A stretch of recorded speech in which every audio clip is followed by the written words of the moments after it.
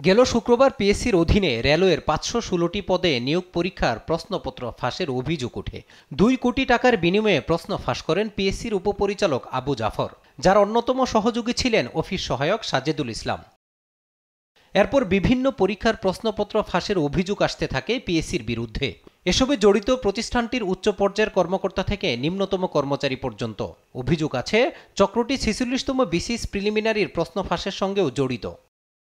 চাকরি প্রত্যাশীরা জানান, পিএসসির কর্মকর্তার প্রশ্ন ফাঁস লাখ লাখ বেকারের সাথে প্রতারণার শামিল। গতকাল যে প্রশ্ন ফাঁস হয়েছে, এই প্রশ্ন ফাঁসের মধ্যে পিএসসি চেয়ারম্যান তার দায় এড়িয়ে গিয়েছেন। তিনি বলছেন তিনি এই বিষয়ে কিছুই জানেন না।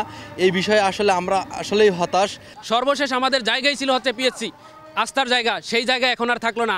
আমরা এই পিএসসির যত কর্মকর্তা কর্মচারী এই দুর্নীতির সাথে যুক্ত আছে সকলের প্রত্যাহার দাবি করছি এবং পুনরায় হচ্ছে আমরা এই ধরনের পরীক্ষাগুলো আয়োজন করার দাবি জানাচ্ছি। আমরা এতদিন বলে এসেছি যে অ্যাটলিস্ট অন্ততপক্ষে বিসিএসটা অনেক ফেয়ার নিয়োগ হয়, বাট কালকে নিউজটা দেখার পরে আমরা সবাই একদম স্তম্ভিত হয়ে গেছে। অনেক আছে এমন হয়েছে যে ঘুমাইতে পর্যন্ত পারি নাই, যে সারা বছর পড়াশোনা করে যখন এরকম একটা নিউজ দেখতে হয় তখন আসলেই আর কথা বলার মতো ভাষা থাকে না। আর শিক্ষাবিদরা বলছেন, বেকারদের আস্থার প্রতিষ্ঠানটির বিরুদ্ধে এমন অভিযোগ লজ্জাজনক। এতে জড়িতদের বিরুদ্ধে দ্রুত ব্যবস্থা নেওয়া উচিত। প্রশ্নপত্র ফাঁসের সঙ্গে যুক্ত এবং বেশ কিছু পরীক্ষার প্রশ্নপত্র বিভিন্ন সময়ে ফাঁস হয়ে গেছে বলে বলা হচ্ছে।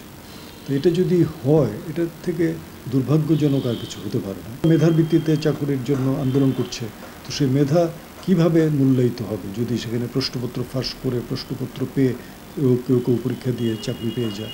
জনপ্রশাসন মন্ত্রণালয় তাদের এখানে তদন্ত করা দরকার আছে। প্রতিষ্ঠানের ভেতর থেকে কতটুকু এর সঙ্গে জড়িত সেটা আগে দেখা। নিশ্চয়ই এদের সাথে বাইরেরও অনেক যোগাযোগ আছে, সেগুলো চিহ্নিত করা। ভবিষ্যতের নিয়োগ প্রক্রিয়ায় প্রতিষ্ঠানটিকে আরও সতর্ক হওয়ার পরামর্শ দিয়েছেন শিক্ষাবিদরা। 1 কোটি টাকার মতো। মাজহারুল ইসলাম, দেশ টিভি, ঢাকা।